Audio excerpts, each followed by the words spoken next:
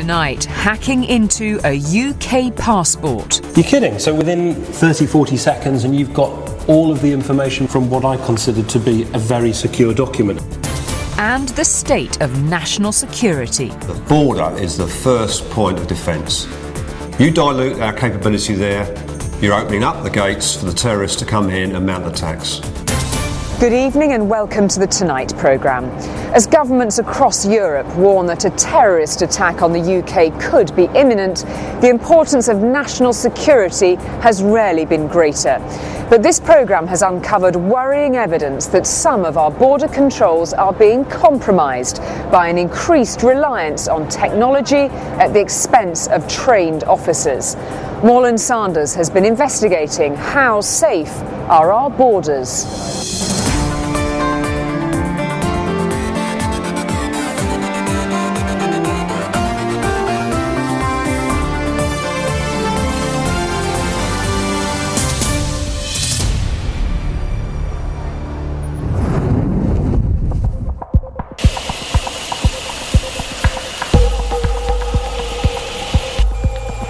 Charlie, left turn out, clear for takeoff, 0405 knots.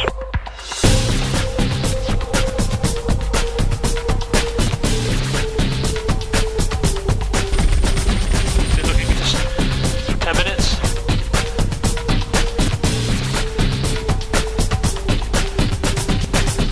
Our borders are the front line in the fight against major crime. People smuggling, drug trafficking, international terrorism. They all hinge on gaining access to countries illegally.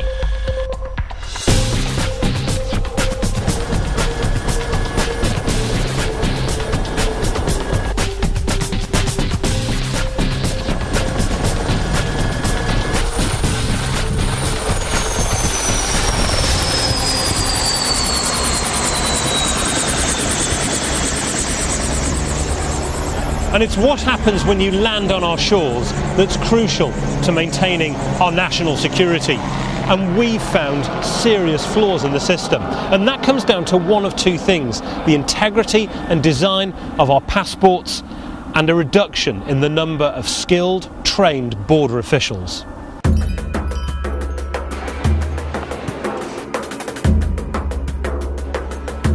Your passport is probably the most important document in your life.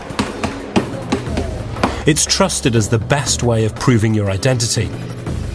That's why fake passports are at the heart of serious crime, especially terrorism.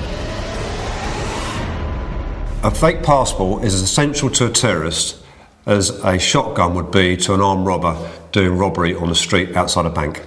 Whatever crime you're involved in, the last thing you want is to be noticed or picked up by the authorities. So to keep one step ahead of the authorities is you keep your identity fake or secret. 11 million lost, stolen or forged passports are estimated to be in circulation around the world, in the hands of criminals and terrorists. And behind most terrorist attacks, you will find a trail of fake travel documents. 2 weeks on and terror hit London's transport system once again. At about 12:30, the explosions began. 3 on London Underground stations and 1 on a bus.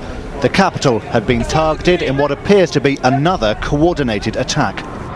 2 of the would-be bombers on the 21st of July 2005 used other people's passports. Hussein Osman used his brothers to flee Britain after failing to detonate his explosives. And Manfo Asiedu entered Britain in 2003 with a fake passport from Ghana. It's a global threat. And a lot of our preparations around 2005 were to expect people travelling into the United Kingdom to mount attacks. And equally, people who live here may also go out to other countries for terrorist training. So it follows they want clean passports. Fake passports are also big business for foreign gangs operating in the UK. 2 Romanian immigrants have been jailed for a total of more than 9 years for running a multi-million-pound racket to supply illegal immigrants with fake passports and documents. A forged passport and an open door to Britain.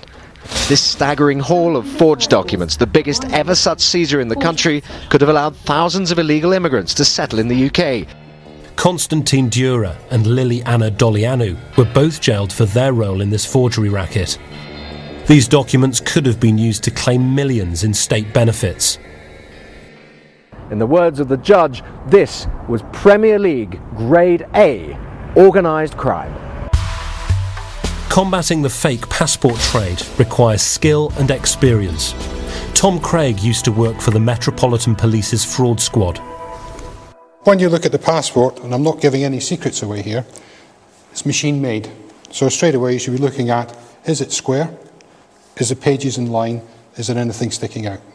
You then open it up, there is certain highlights in there.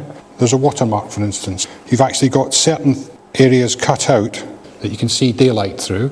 And how are they cut out? They're cut out by a laser. There's an image in the laminate as well, I've just noticed, isn't there? Oh yeah, there's a hologram. There is various things that are built into the passport that makes it very difficult for it to be counterfeited. OK, Tom, we have an overseas passport here. The real article or a fake? Well, again, we're looking at it, as I said, that you've got to look at physically. Machine made, is a bit sticking out. There is bits sticking out, so that tends to suggest to me that the passport has been tampered with. Possibility that somebody's dismantled the passport and tried to put it back together again. When you look at the holes that are deliberately drilled through it with the passport number, if you can't see the number, that's an indication that somebody's tampered with the passport. And that's because someone's taken it apart and then it's impossible to line it up so intricately? Absolutely. If you take it apart and then put an insertion in and then you try to rebuild it again, you never line them you up will never perfectly. ever line up the holes because the pages are out of line. This was a fake passport? No, it's not a fake passport. Sorry, this has been a doctored passport. It's a counterfeited biographical page, but the rest of the document is genuine. So that's the inserted part of it. The rest of it is good. The threat of terrorism has driven radical changes in border security. There is intense scrutiny of how we look and what we are carrying.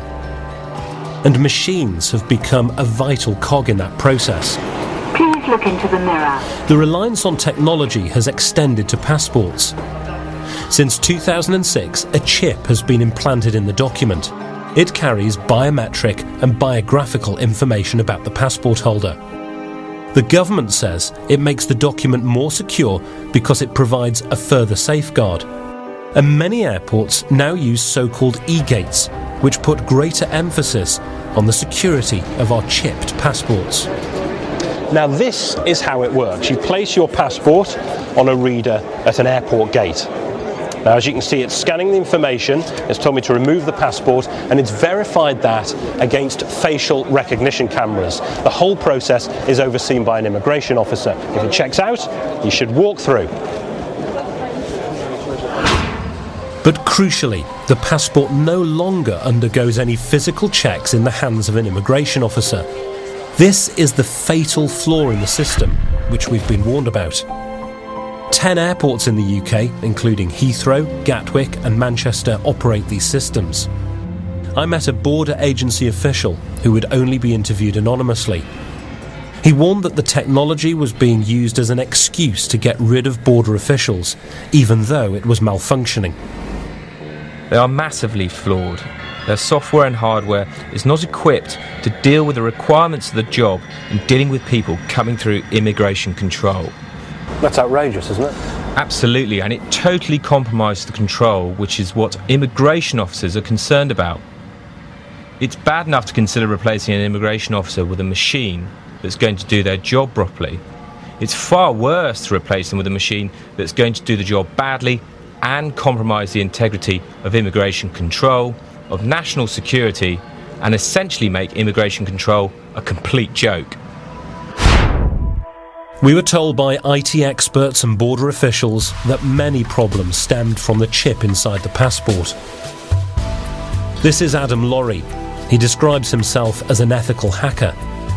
He's going to get to work on my biometric passport. We're not revealing all the details for security reasons. Right, Adam. My passport. It's a newer version with the chip in, supposedly very secure. Go on then, show me. Okay, so basically we're going to stick the passport on the reader. We're going to type in the code, which we read from here. When you say the reader, how much is this? Where do you get these from?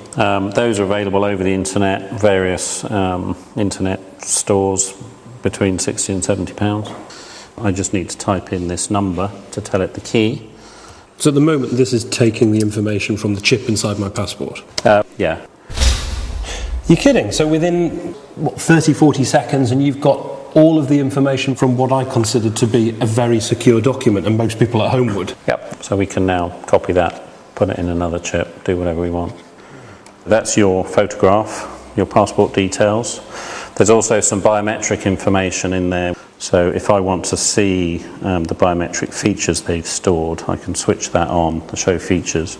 And now you can see these two arrows pointing at the centres of your eyes, and that's used to align the picture against your face that they're seeing in the camera, and then the two are matched together.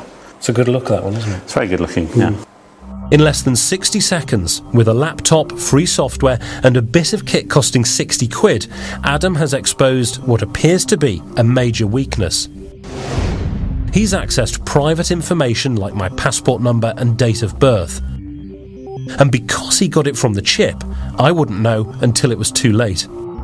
The Home Office denies that there are any dangers to accessing and copying the chip, but privacy campaigners disagree. Normally before, if someone had stolen your passport, they would have had to physically take it out of your pocket or wallet or bag or what have you, and you would know because the passport would be missing. Now, with a reader, as I say, very simple.